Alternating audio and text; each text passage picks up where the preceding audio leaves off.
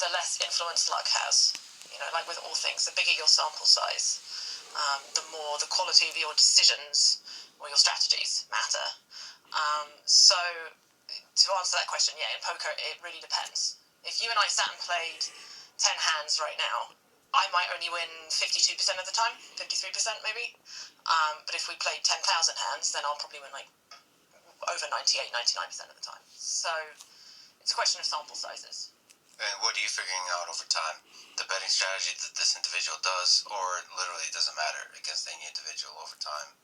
Against any individual over time, the better player, because they're making better decisions. So what does that mean to make a better decision? Well, to get into the real nitty-gritty already, basically, poker is a game of math. There are these strategies, familiar with like Nash equilibria, yes. Term, right? So there are these game theory optimal strategies that you can adopt, and the closer you play to them, the less exploitable you are. So because I've studied the game a bunch, although admittedly not for a few years, but back in, when I was playing all the time, I would study these game theory optimal solutions and try and then adopt those strategies when I go and play. So I'd play against you and I would do that. And because the objective when you're playing game theory optimal, it's a loss minimization thing that you're trying to do. Your best bet is to try and play a sort of similar style. You also need to try and adopt this loss minimization. But because I've been playing much longer than you, I'll be better at that. So first of all, you're not taking advantage of my mistakes, but then on top of that, I'll be better at recognizing when you are playing suboptimally and then deviating from this game theory optimal strategy to exploit your bad plays. Can you define game theory and Nash equilibria? Can we try to sneak up to it in a bunch of ways? Like, what's a game theory framework of analyzing poker, analyzing any kind of situation? So game theory is just basically the study of decisions within a competitive situation. It's technically a branch of economics, but it also applies to like wider decision theory. And usually when you see it, it's these like little payoff matrices and so on. That's how it's depicted. But it's essentially just like study of strategies under different competitive situations. And as it happens, certain games, in fact many games, have these things called Nash equilibria. What that means is when you're in a Nash equilibrium, basically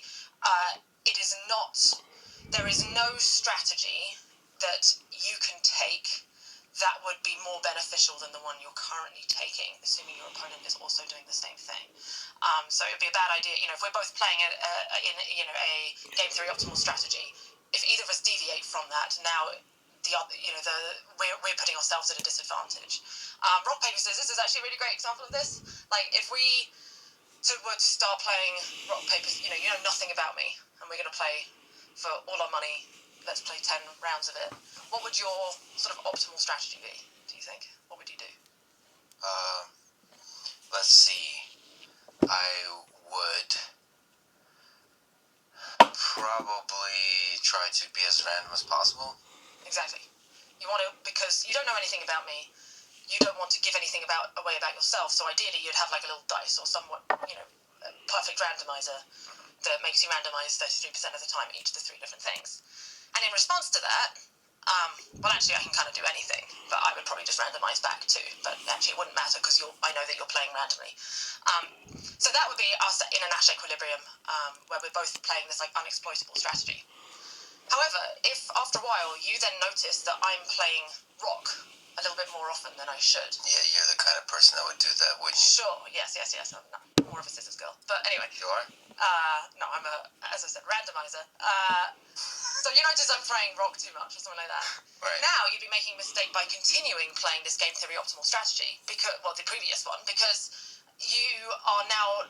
I'm making a mistake and you're not deviating and exploiting my mistake. So you'd want to start throwing paper a bit more often, in whatever you figure is the right sort of percentage of the time that I'm throwing rock too often. So that's basically an example of where, what game theory optimal strategy is in terms of loss minimization, but it's not always the maximally profitable thing if your opponent is doing stupid stuff, which, in that example. So that's kind of then how it works in poker, but it's a lot more complex. And the way poker players typically, nowadays they study. The game's changed so much, and I think we should talk about how it's sort of evolved. But nowadays, like the top pros basically spend all their time in between sessions running these simulators, using like software where they do basically Monte Carlo simulations, sort of doing billions of fictitious self-play hands. You input a fictitious hand scenario like, what do I do with Jack 9 suited on a King 10 4 two spade board, and against this bet size. So you'd input that, press play, it'll run its billions of fake hands, and then it'll converge upon what the game theory optimal strategies are.